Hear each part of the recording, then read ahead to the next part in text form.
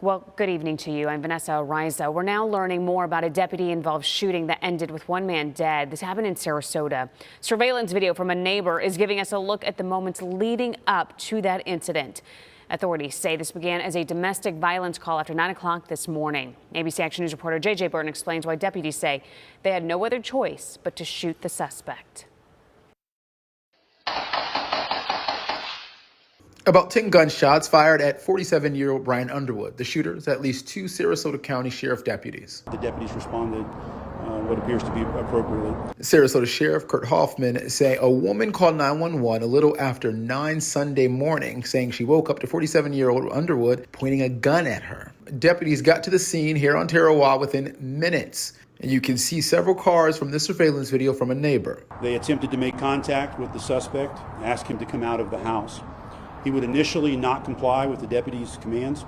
Deputies eventually made contact via telephone and convinced the suspect to come to a window where they could see him. He did that and invited the deputies inside the house. 4 deputies went inside. Within seconds, you can hear shouting. Someone then yells Brian's name, then shots are fired. The sheriff explains what happened in that house that made deputies shoot Underwood. The suspect reached behind his back in what appeared to be his waistband, pulled out a semi-automatic firearm, had it at the low ready position, and chambered around by racking the slide on the firearm.